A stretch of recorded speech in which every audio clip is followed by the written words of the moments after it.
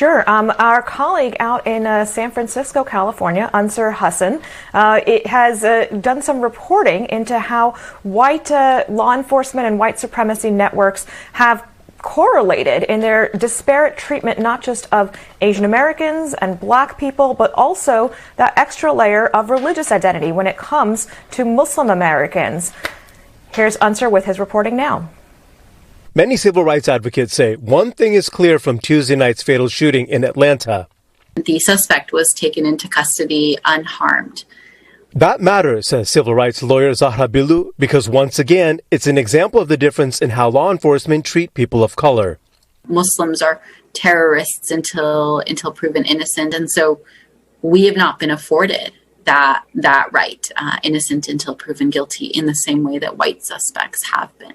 Bilu is the executive director of the San Francisco Bay Area chapter of CAIR, the Council on American Islamic Relations, the largest Muslim civil rights group in the United States. She says she's concerned when law enforcement use words like domestic terrorism because it allows them to bolster arguments for additional resources and additional authority. Many Muslim Americans say they've experienced firsthand when that happens, from mosque surveillance to extra security checks at airports.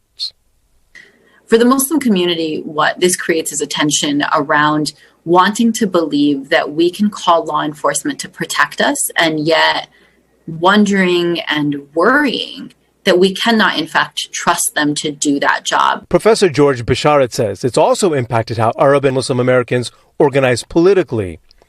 You know, I think it has a chilling effect on people's exercise of their political rights and their civil rights of freedom of speech, for example. And I think it breeds cynicism about law enforcement. Many civil rights advocates point out that mass shootings have been disproportionately perpetrated by white men, yet the lack of understanding and the media's framing of American Muslims around terrorism has led to more violence against those communities. The solution has to lie with communities to say we will not tolerate hate ideologies, we will not tolerate biased motivation, and we will root this out ourselves. In San Francisco, Ansar Hassan for BNC.